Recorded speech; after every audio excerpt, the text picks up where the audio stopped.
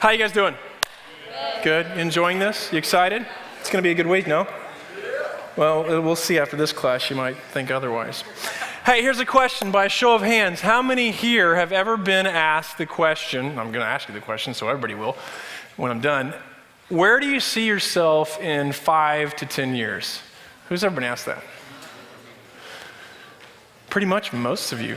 Who hasn't ever been asked that question? Who was that? That was the first time you were ever asked that question. Anybody? Nobody. Wow. It's interesting. Why is that question asked? It's often asked during an interview, right? Your employer is wanting to know something about you. Well, it's simple. They're wanting to know where your life is heading. They're wanting to know what your life is building towards, right? But here's the thing. When we think about that question and you know, when we get to the point where we answer it, a lot of the times it's difficult to answer the question because often life is sort of jumbled up, right? It feels like things are out of place.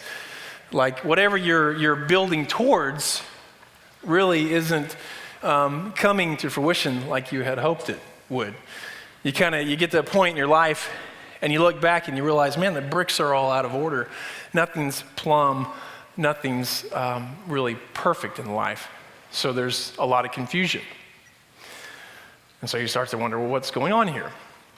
Well, I think most of the time, if not all the time, it's because of the foundation that we're building life upon. If the foundation isn't firm, if the foundation isn't solid, then whatever you're building life towards will just completely fall apart at some point. So what do we spend our lives building our foundation on? Well, there's a lot of different things. One big one is social media. No? I think that's a huge one nowadays.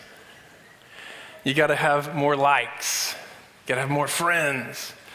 You know, more followers. And if you don't, like, oh, what's happening? The world's falling apart.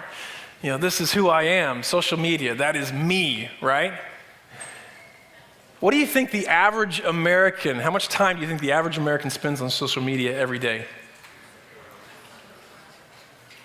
5 hours? Close. 3.5 hours a day. 3.5 hours a day on social media. What in the world are you doing?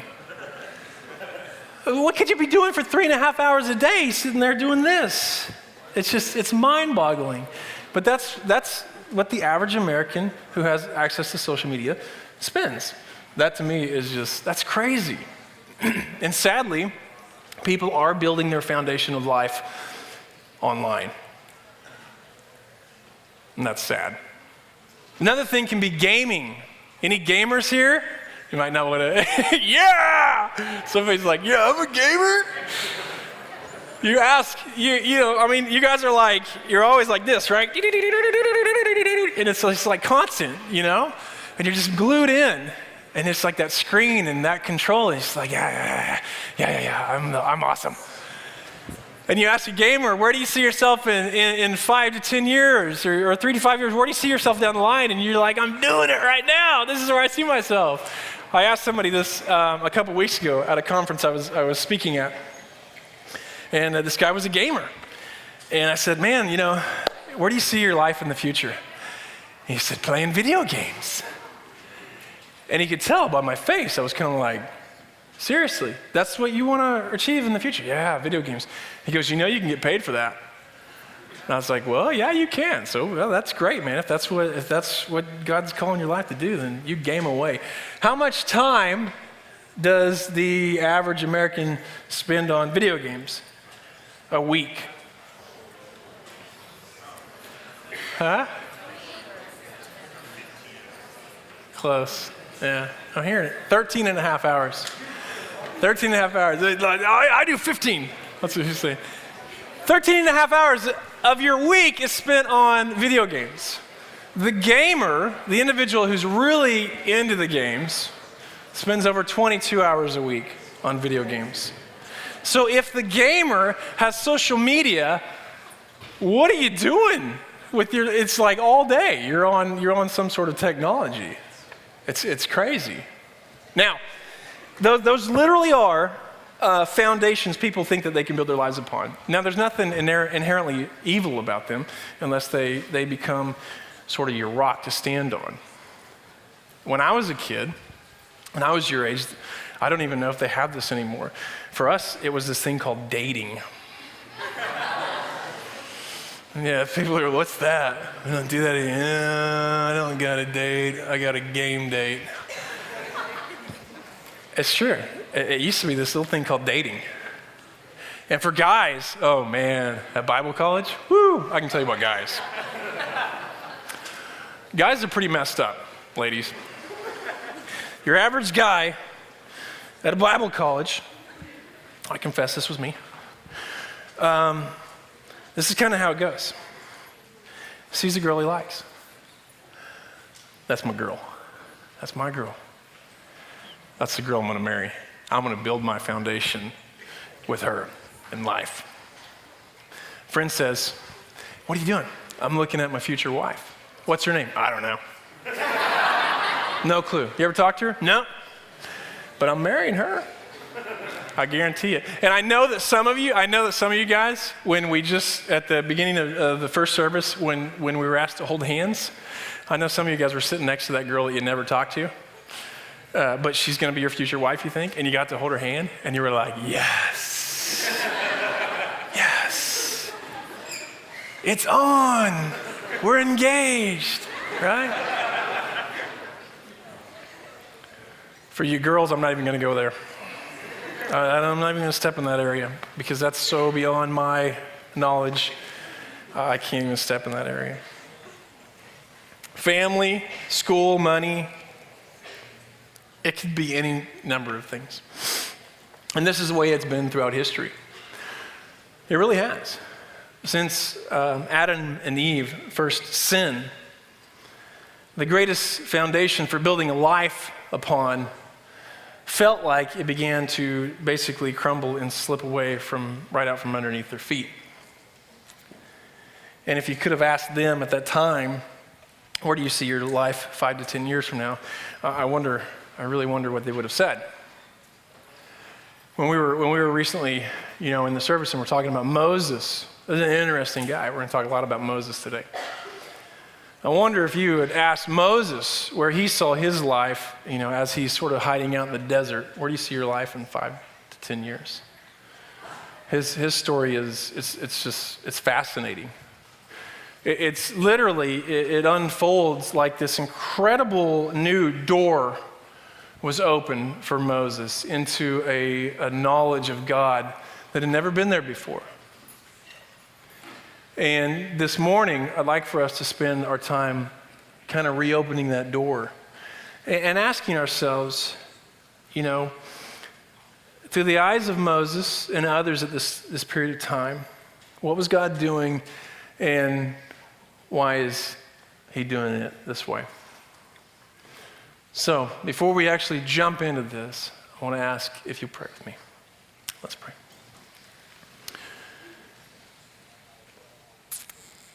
But we just we praise you for this moment that you've given to us here in this chapel.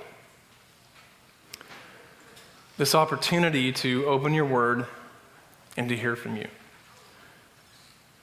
Father, I pray in this moment that you speak to us in a mighty way.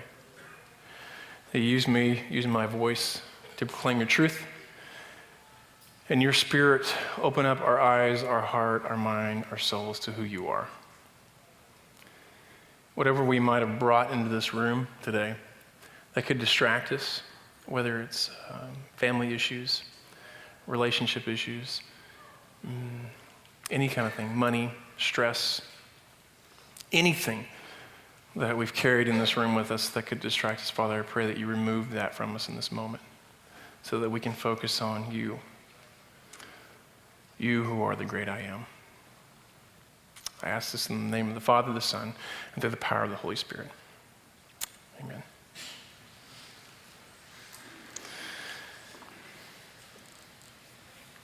To do what we're going to do, we got to step back in time.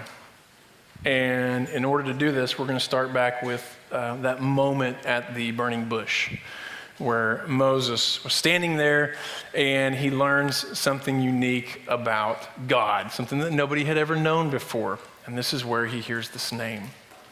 Now, like you talked about in the first session, it's not really a name, so to speak. It's not like, when Moses said, well, who do I say that's sending me? And God says, well, tell him Bob sent you. That's who I am. That's not really what this is. It's a description, but the description is linked to the term Yahweh.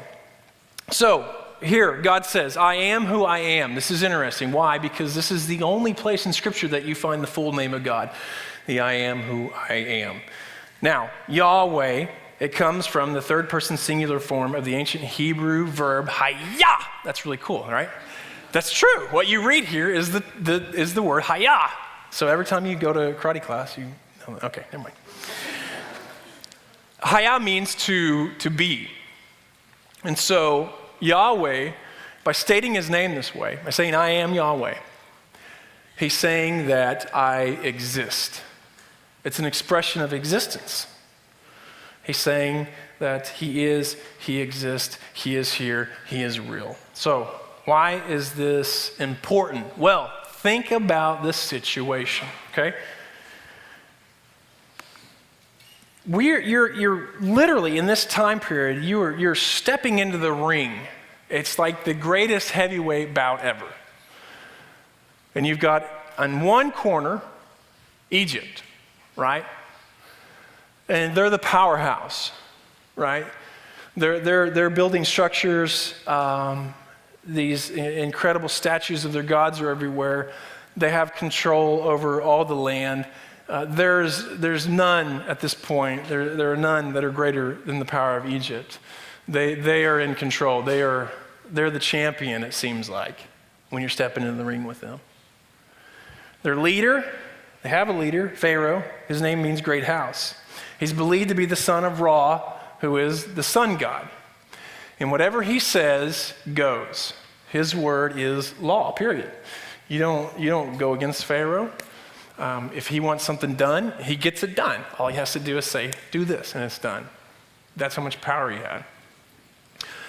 They also had gods, and they had a lot of gods. Over 2,000 gods and goddesses. They had gods and goddesses that protect men, women, and children. That's good, right? Yeah, okay. They had a river god. They had a sun, moon, sky god, a desert god, a storm god, a war god. Everybody needs a war god, right? That's always nice it can come in handy, right? They had a god for pregnant women. Okay. They had a goddess of love. They had a frog god. That's interesting. I never thought about that, but okay. I got a frog god. They got that angle covered, just in case. You never know. A healing goddess, a purification goddess, a justice and truth and order goddess. They had an underworld god. That one you didn't want to meet. They had a god of creation. And the list just goes on and on and on and on. They had every single angle covered. If there wasn't a god for something, like frogs, they got a god for frogs. They just, okay, we need a frog god. So they got it. Israel, corner number 2.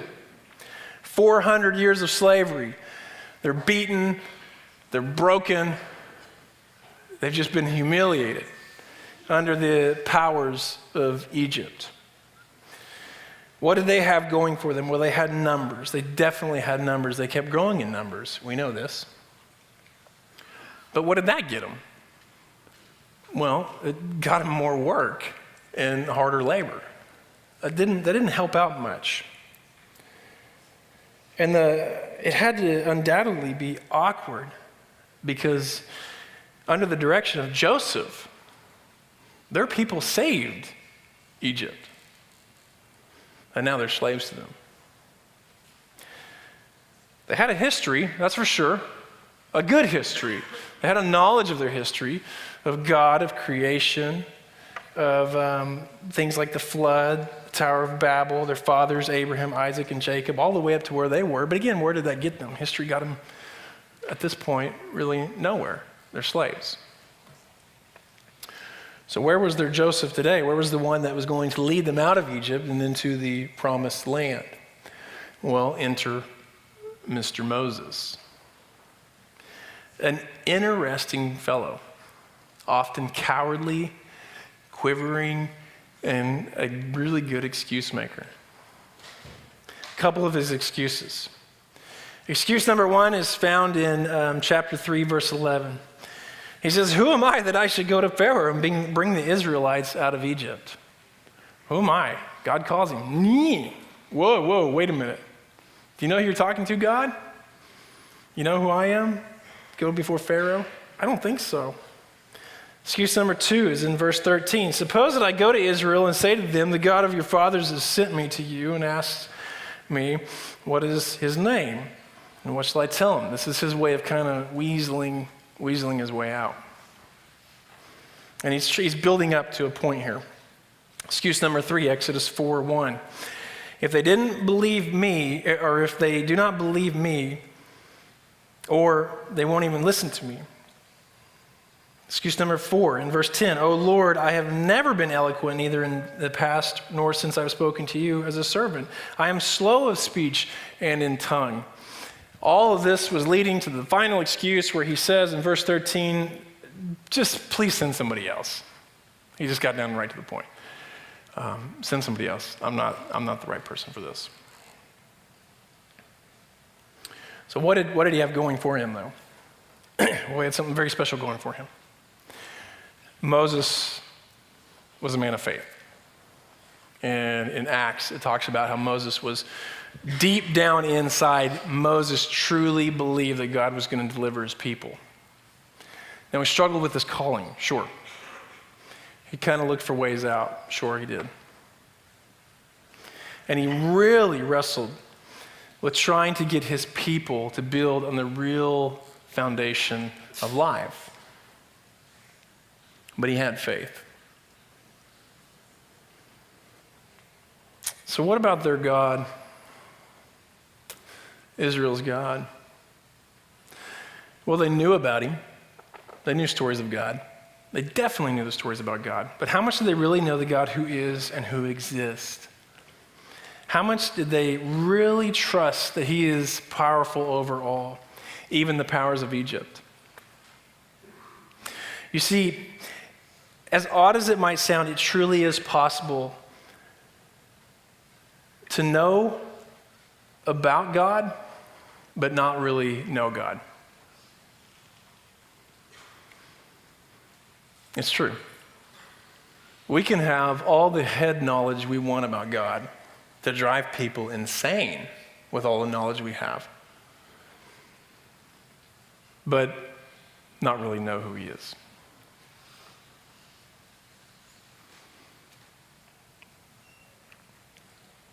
And this is the problem.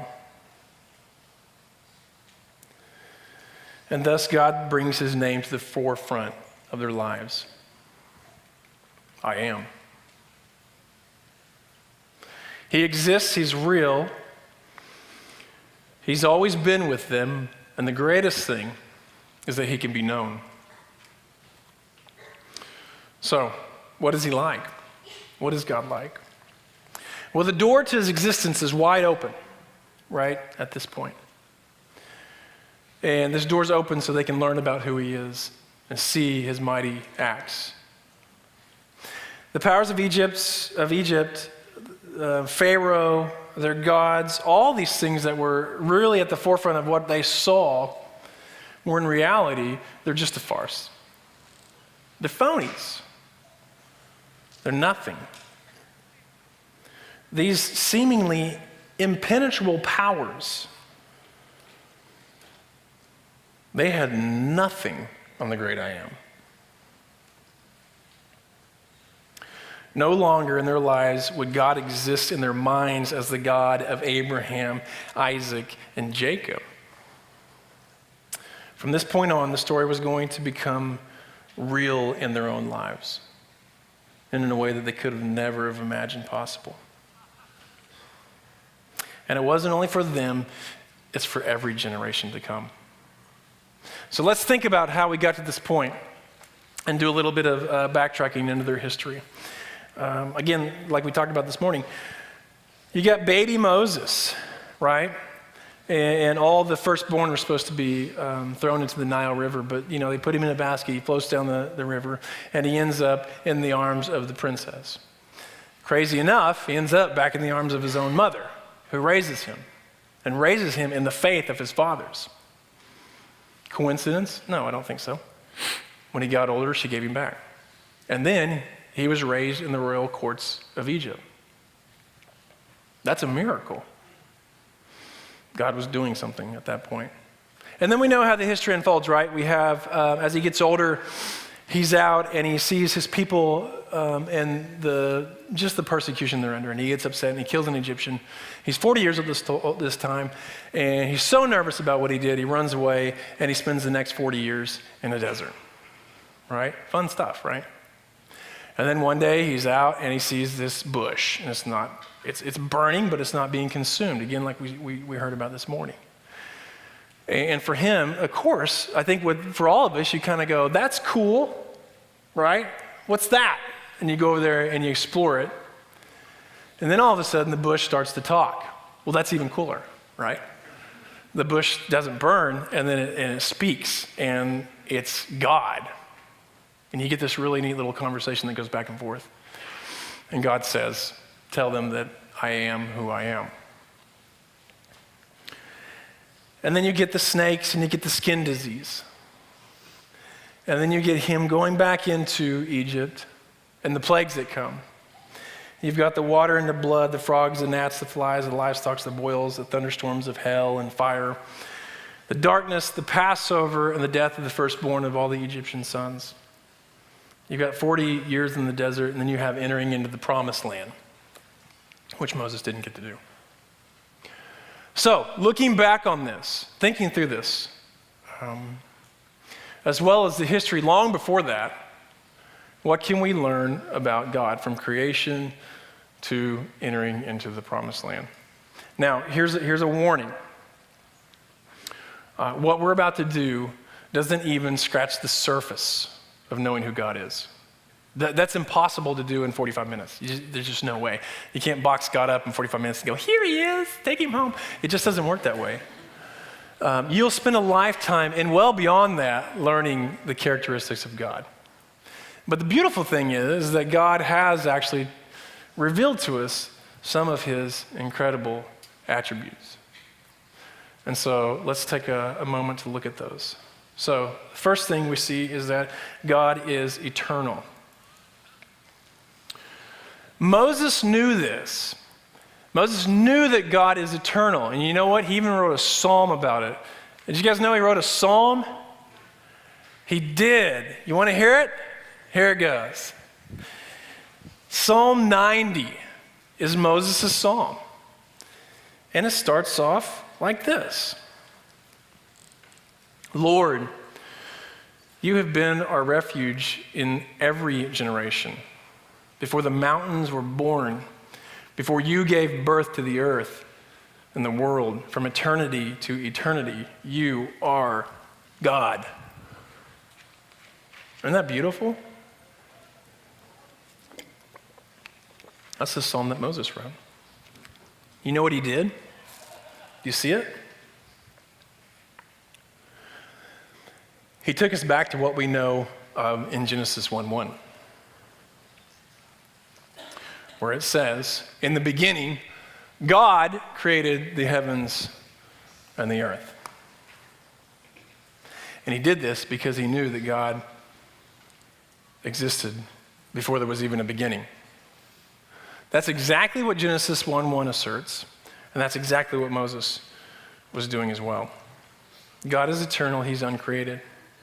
His name even means this. When God defined himself as the I am who I am, that goes well beyond a definition of existence, or of a state of existence, but also a state of eternity. He always was. Now for us, that should reveal something to us, I think, very powerful. Because every one of us here knows that our life will come to an end. It's just a reality. Life is short. It's a mist. It's a moment. It goes by faster than you can ever imagine. And we don't know when our time will come to an end. It's been said that our life is like a string. It has a beginning and an end. And that's important to know.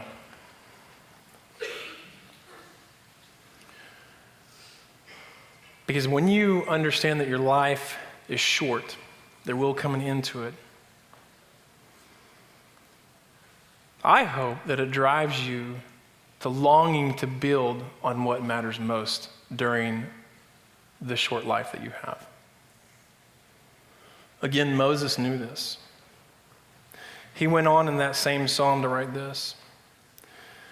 You return mankind to the dust, saying, return descendants of Adam. For in your sight 1,000 years are like yesterday that passes by, like a few hours of the night. You end their life, they sleep. They're like grass that grows in the morning. In the morning it sprouts and grows, and by the evening it withers up and it dries up. Teach us to number our days carefully, so that we may develop wisdom in our hearts. Did you hear that? Teach us to number our days carefully, so that we may develop wisdom in our hearts. You know what that sounds like? It sounds like a cry for help with a master plan for life. Moses got that. Another thing that we learn is that God is sovereign. And when we talk about the sovereignty of God, we're talking about his absolute reign over all things. He's free from everything. Nothing has control over him. Why? There's no wrong answers. Why?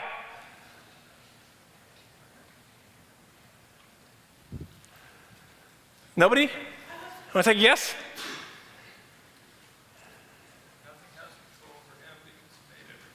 Bingo. I was going to say wrong answer, but that's the right answer. That's the right answer. He made it all. He created it all. He's sovereign over it all. How can it have control over him? He speaks, boom, and it comes into existence. He's God.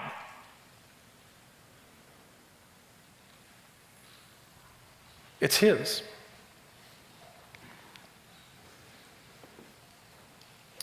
This wasn't an unfamiliar knowledge to Moses or the Israelites. But I promise there were probably times under the oppression of Egypt and their so-called gods that they questioned it. So how does God deal with this? Well, he does it by demonstrating his sovereignty. By every plague and act of God that was brought to Egypt showed his power and sovereign control. It demonstrated that these so-called gods of Egypt and the Egyptian leaders who were supposedly blessed with all this power were powerless against the I Am. Even when these plagues were specifically designed to attack their gods, they were powerless. What happened to the frog god? You know, why couldn't he stop that? Now, sure, the magicians were able to reenact some of these miracles, but they did it through trickery. In reality, the magicians and everybody were just completely powerless against the I Am. And they were one of the first ones to come around and realize that. That's what's funny. Hey, we can't. This is way out of our realm.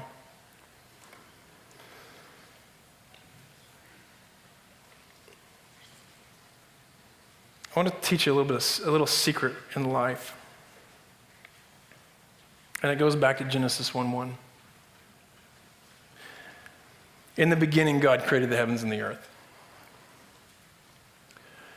If you can fully grasp the truth of this simple yet powerful sentence, then nothing that comes after Genesis 1:1 will drive you to doubt the sovereignty of God. Nothing. if you can fully understand that. Now, the truth is, to get to that point where we fully understand, we fully believe Genesis 1:1, God created the heavens and the earth, it might take some pretty hard knocks. I think about a man named Job. I'm sure you're familiar with Job. And in Job chapter 38, Job was a righteous man of God, did everything right. And as his life was seemingly falling apart all around him, people were his so-called friends and his wife and all these people were coming to him saying, you must have sinned, you must have done something wrong. And he keeps saying no, and he was strong for a long time. And finally got pushed to the edge where he started to question God. And this is what God says to him. Who is this who obscures my counsel with ignorant words? Hello, that's a wake-up call. Get ready to answer me like a man when I question you. You will inform me. Where were you when I established the earth? Tell me if you understand. Who fixed its dimensions? Certainly you know. Who stretched out the measuring line across it? What supports its foundation? Or who laid its cornerstone while the morning stars sang together and all the sons of God shouted for joy? Who enclosed the seas behind doors when it burst from the womb? When I made the clouds its garment and the thick darkness its blanket? When I determined its boundaries and put its bars and doors in place? When I declared, you come this far but no further, your proud waves will stop here. Have you ever in your life commanded the morning or assigned the dawn its place, so it may seize the edge of the earth and shake the wicked out of it? And this goes on and on and on. Even the most righteous, like Job, can be pushed to a point of questioning life. And he got there because just for a moment, he questioned the integrity of the foundation. So what brought him back? This did. It was a reality check of God's sovereignty. Moses got an earful, not as much as Job, but he got an earful like this too, as well. Remember, he said, I can't speak. I'm bad at this. I just, you got to find somebody else who's more eloquent when they speak to the Pharaoh. Well, God turns to him and he says this. Who made the human mouth? Who makes the mute or the deaf, the seeing or the blind? Is it not I, the Lord? Now go, I will help you speak, and I will teach you what to say. God is sovereign over everything. He's in control. He is the sovereign, uncreated creator. For me, knowing this, that God is the sovereign, uncreated creator, is the foundation of my life and what I hope to be building towards. It's so important for me. I have 4 beautiful, beautiful kids, 3 daughters and 1 baby boy, Boston. He's a year and a half. He's in a lot of trouble. 3 older sisters. My oldest daughter was born with what's called Turner syndrome. And she had about a 2% chance of making it to birth. I had no clue at the time. Not a clue what was going on. And just a week ago, 2 months ago, actually, we celebrated her 10th birthday. She's a little miracle. Yeah, yay. She's a little miracle. And she means so much. But if I didn't believe in the sovereignty of God, I don't know what we'd do. Because where would we fall back on? Her whole life, she's going to struggle with a lot of things. But I know God's sovereign over it. I know he's got it under control. And all we do is just walk life towards him, build on his foundation.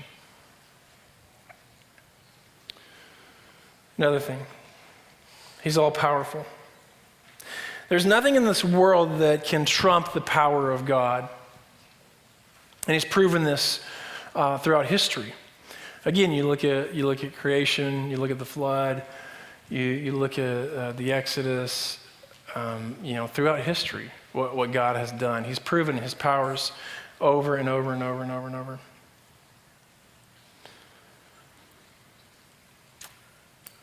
When Israel was finally released, and God took them down a path that led them to the Red Sea, because he knew that if he took them down another path, they would just turn back to Egypt. So he made a decision that I'm going to take them to the Red Sea. And he does this, and we know that Pharaoh, again, gets upset, gets his people together, and goes out to attack and to kill them. And so they're backed up against the Red Sea, and in front of them is the powers of Egypt. And they did what they always do. They start to whine and complain. I mean, they had seen God in so many incredible ways, and now again they go back to doubting God. And they don't really focus it on God so much, they focus it on Moses, and they start complaining to Moses, we shouldn't have listened to you, we would have been better off back in Egypt, and all these things, and they're just whining all the time. And it's interesting because Moses knew something about the power of God, and he turns to them and he says this, he says, don't be afraid, stand firm and see the Lord's salvation. He will provide for you today. For the Egyptians you see today, you will never see again. The Lord will fight for you. You must be quiet. He says, shut it. Literally, he does. He tells them to shut it. Because God is all powerful. He's going to take care of us. He keeps his promises. I think sometimes we need somebody to tell us to shut it sometimes, because we whine and we complain and we gripe. It's because we doubt the power of God. In my house, before you leave, we have a sign posted next to the door frame. It says, pray about everything, worry about nothing. Pray about everything, worry about nothing.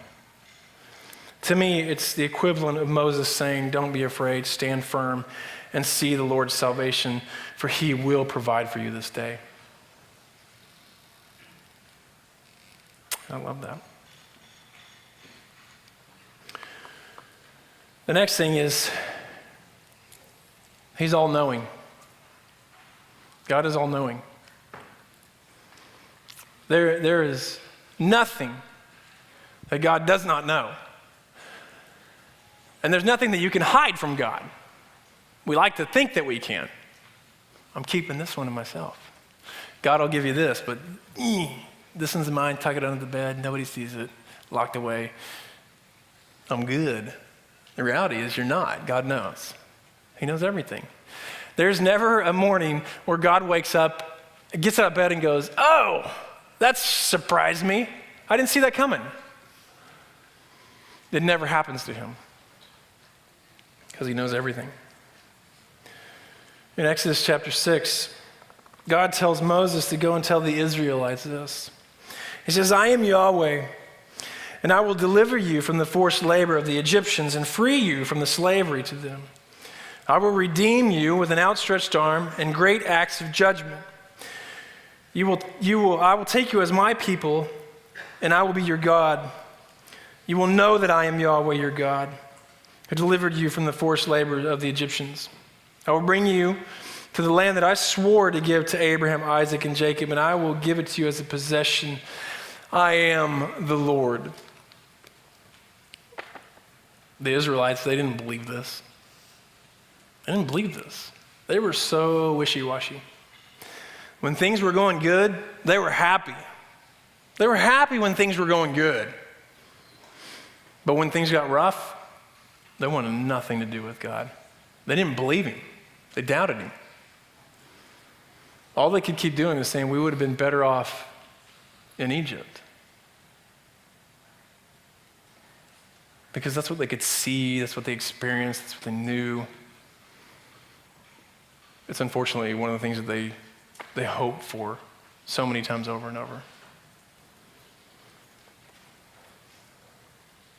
But God knew how he would deliver him.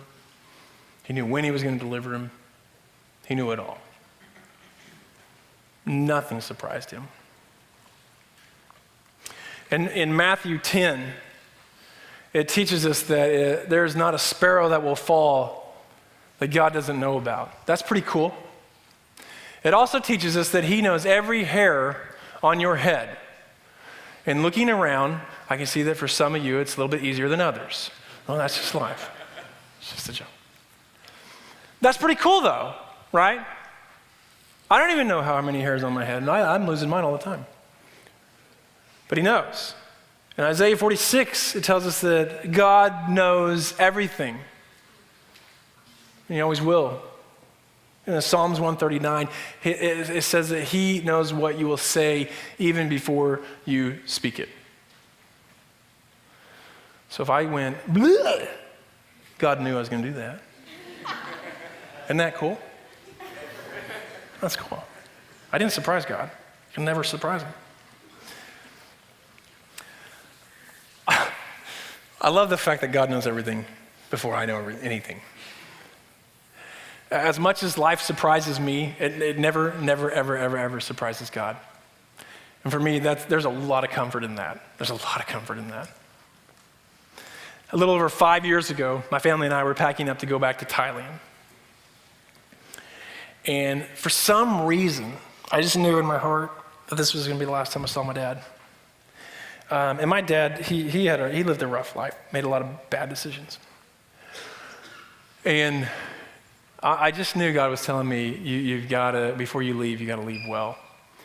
So I sat down with my dad, and I made sure he knew that I loved him, even with all the mistakes he made.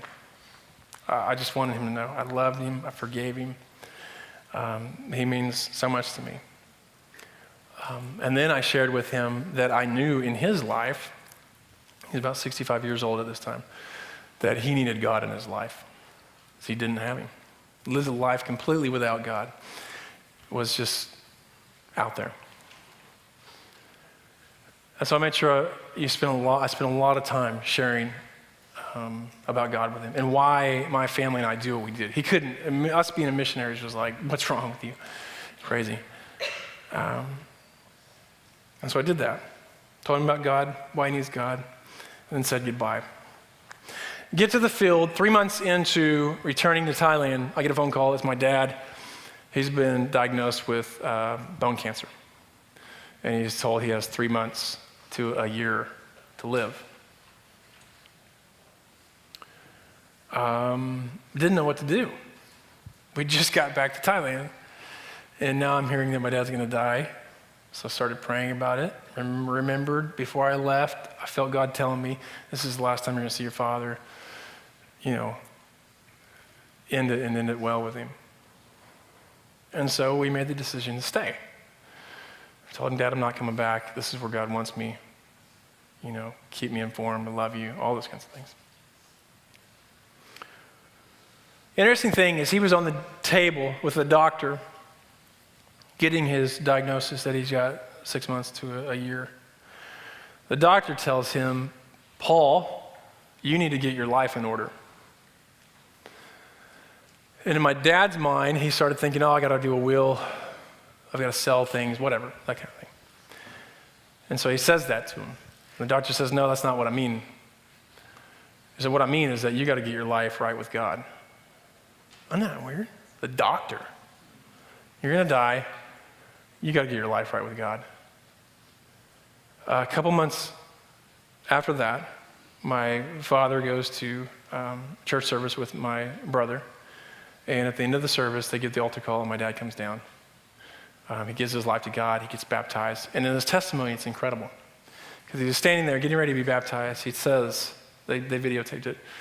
He said, I spent my whole life running from God and basically building on anything and everything but God. He said, now I realize I need him more than ever. And he gets baptized. That was a surprise to us. That was a huge surprise to us. Huge. Came out of nowhere there, and he's a believer. Great, you know, and we're rejoicing, celebrating. It's a beautiful thing. God knew it was going to happen. Didn't surprise God. And all he asked of us was just to trust that he knew it was going to happen, and that no matter the outcome, he had it taken care of. You know what? My dad's still alive to this day. He's literally a walking miracle, medical miracle. They don't know why. The doctors literally do not know why this bone cancer, which is one of the most rare bone cancers you can get, has not spread like it should have, and is still in the same spot about 5 years later. I know why. I know exactly why. What are some of the other characteristics about God? Well, he's holy, he's morally pure, he's righteous, he's just, he's wisdom, he's grace, he's mercy, he's truth, he's faithful, he's love, he's life, he's freedom, he's peace, he's perfection. He's infinite, he's timeless, he's unchanging, he's omnipresent, he is persistent, he is jealous, he's wrathful. He's the beauty of all desirable qualities. He's knowable and he's personal and he's glory. And so much more. So much more.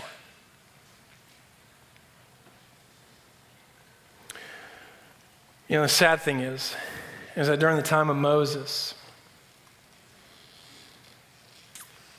so many people didn't know him.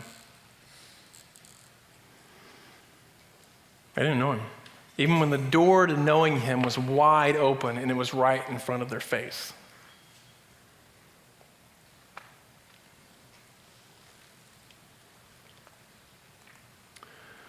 To Pharaoh,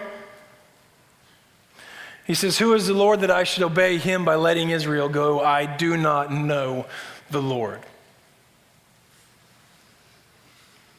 So many of the Israelites struggled with truly knowing God. Some of them did, but they were the few. And after the time of Joshua, Judges 2:10 says, that whole generation also gathered to their ancestors. And that's the Bible's way of saying they died. The Bible always has a weird way of saying things. That's basically what we said. Everybody had died. And after them, another generation rose up that did not know the Lord or the works he had done for Israel. Not only did they not know him, they didn't even know the stories anymore. They completely forgot about him. But for Moses, it said that no prophet has arisen again in Israel like Moses, who the Lord knew face to face.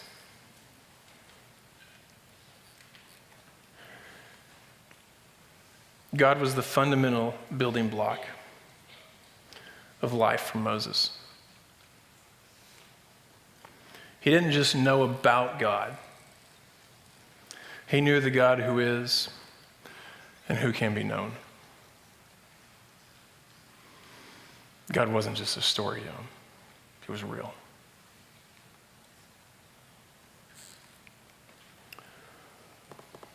But what about us?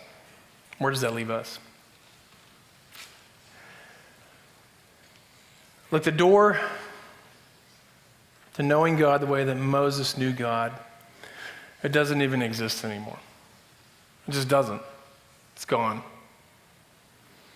For us and the rest of the world, the ability to know God and experience God today exists in a way that Moses could have never had imagined and only hoped for.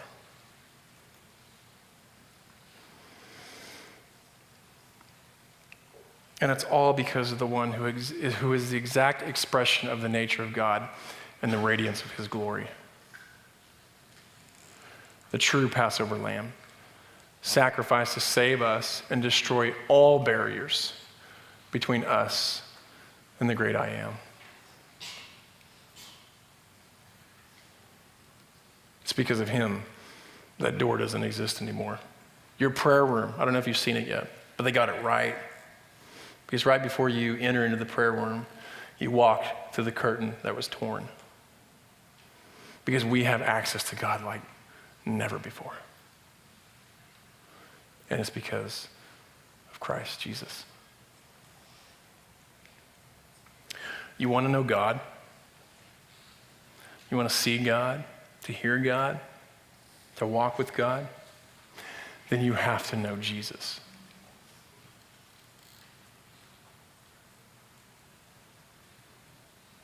You have to know Jesus. He's more than just a story that we talk about during Easter or Christmas. He is Emmanuel. He is the great I am. Apart from him, we have nothing but really messed up blueprints for life. And everything, we'll always be juggling things, and everything will fall apart. And what is the most important thing to be building your life upon, apart from the I am, it's just a waste. But if you have him, you have everything.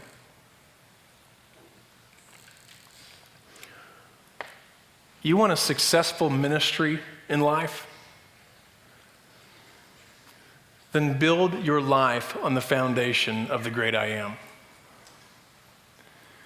You want a successful marriage in life? Then build your life on the foundation of the great I am. You want to be a part of a power that can radically change the world? Then build your life on the foundation of the great I am. The name that was known, is known, and forever will be known. Funny, isn't it? Whatever happened to those Egyptian gods? I guess they're really some ancient relics sitting in a museum somewhere. Whatever happened to the great I am? Well, that's easy. He's fulfilling exactly what he told Moses would happen. Right after he said that I am that I am. That his name will be remembered in every generation.